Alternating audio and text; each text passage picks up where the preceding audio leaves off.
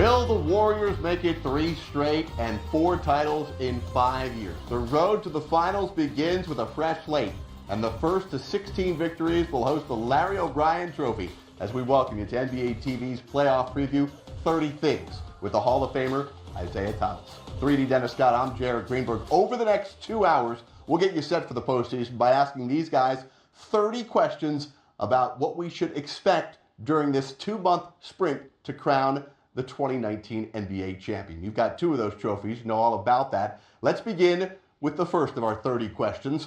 Who you got? The 2-time defending champs or the rest of the field? I'm taking the champs. I'm taking the 2-time defending champs. I don't think the field can beat them.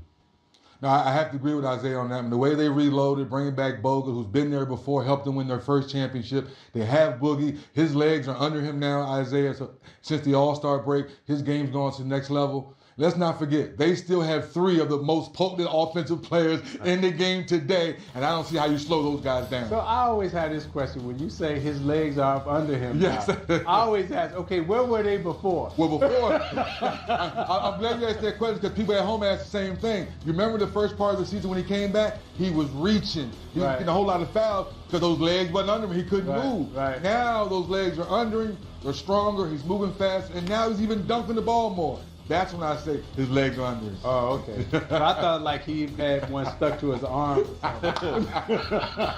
As we say, those are basketball legs now. Right. See, that's the part that gets me excited that, to Isaiah's point, their basketball legs are under Cousins down. I look for him to play well. Let me ask you And this. Kevin Durant always has his basketball legs. Yes, indeed. Yes, indeed. Let me ask you this, though. If indeed the Warriors fall short, and I know both of you have said it will be the Warriors who win it, but if indeed they do fall short, will we ultimately say it was on the Warriors, whether it be injuries or lack of execution? Or is there that team at this point? I'm asking, later we'll ask you to predict who it could be, but will we credit another team for taking down the champs? I think right now we all know that the Warriors do have some vulnerabilities, right? But I don't know if there's a team out there in the field that's capable of taking advantage of the things that they may be vulnerable in. And as 3D just said, when they went out and got Bogut, right, maybe the question mark was Cousins in terms of, was his legs right and would he be playoff ready? But Bogut coming back gives them the extra screener, the extra passer. So I think we will say that the Warriors didn't do enough to win. I don't think we'll say some team beat them. Yeah, I think that, Jared, they understand that the microscope's been on them the last 5 seasons, and they understand what they need to do. So the defensive side of the ball since the All-Star break has gotten better. We know they're going to share the basketball because that's their bread and butter, what they do. So now it's about just staying focused and making sure Steve Kerr keeps them headed in the right direction. 3D, Isaiah, from Devin Booker to the oldest ever Jamal Crawford, 3 different Warriors to James Harden, doing it a league-high 9 times. During the NBA regular season, a record 13 individual players scored 50 points in a game. Question 2. Who will score 50 during the 2019 NBA playoffs? That's easy. I wish my goatee would grow a little longer. That's no problem. I mean, the beard's going to do it multiple times because that's what he's been doing all season long. Otherwise, the Houston Rockets wouldn't have gone from 14 to 3 where they are. So I'm 4, excuse me. So I'm not surprised, Isaiah, if he doesn't do it at least 4 times throughout the playoffs. Oh, wow. I'm going to go Kevin Durant. Okay. Wow. I think Durant, at some point in time, is going to break out and not play an efficient game, but is going to play one of those games where he becomes that volume shooter that so many other players are in this league. But if Kevin Durant ever becomes that volume type shooter in one of these playoff situations, in my opinion, he's the guy that will get 50. He or Steph. Okay, let me go back to you with James Harden. Okay. While it seems like the obvious answer, here's where it gets a little tricky. All right. As great as Harden has been in the regular season, he sometimes takes a dip in the postseason, maybe because he has to do so much in the regular season. Harden has never scored 50 in an NBA playoff game. How confident are you that he will be okay this postseason? Well, I think he learned from last year. Obviously, when Chris Paul got hurt, he said to himself, did I have enough in the tank? It maybe wasn't prepared for it. I think this season, having his little injury, Isaiah, early in the season, he's able to get his body back right. And I think mentally and physically, he's ready to take his game to a whole nother level because he needs to. Otherwise, I don't think we take Houston serious going deep in the playoffs. Yeah, and I think to both of your points, I mean, when the playoffs start, you know, the Rockets, they do three things well. And Harden shoots a three, he drives to the basket, he gets to the foul line. Those are his three scoring zones. And when the playoffs start, somebody's going to take one of those things away, and they normally do, whether it be the layup or whether it be the three. And when they take one of those things away, he only has two ways to score. Consequently, his point productivity goes down in the playoffs, and I can see that happening again this year.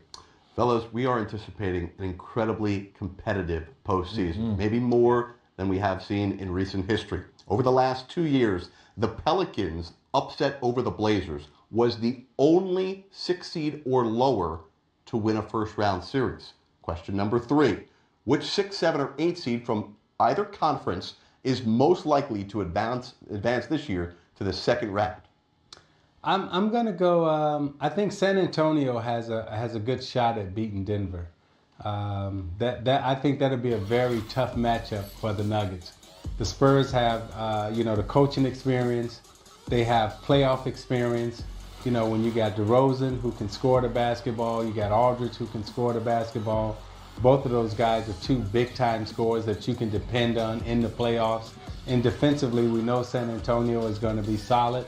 Denver coming in as a 2 seed. There's a lot of pressure to succeed, a lot of pressure to play well.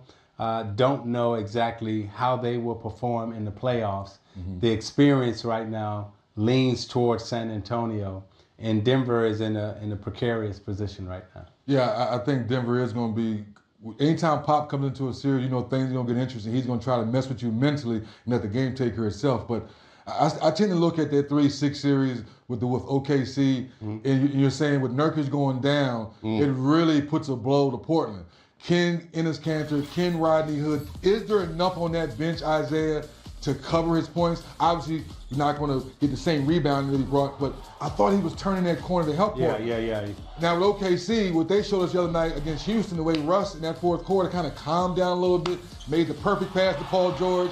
They say both shoulders hurt Jared, but the way he shot that last shot with 3, those shoulders look good to me. So I wouldn't be surprised if OKC really gave Portland the business. Okay, so you were talking about a team that doesn't have much playoff experience in Denver. This core group has never played together in the postseason, so an obvious pick there with San Antonio over Denver as a possibility. But what about in the Eastern Conference? We've got Milwaukee, who won the most games in the NBA this year, but this group have playoff experience, just they keep on losing in the first round.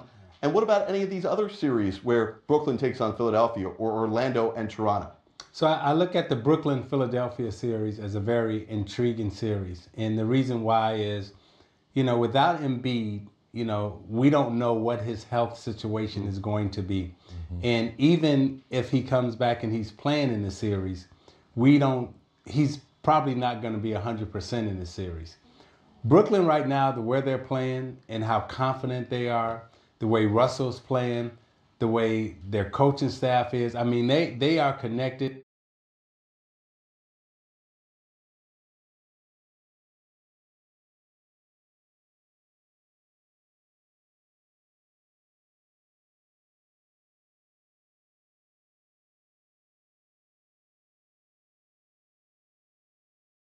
Middle. And if you don't have him where you got to go double him every possession, now there's more pressure on Ben to be dominant in the offensive end. And we already know he struggles to score. We know he's a great passer.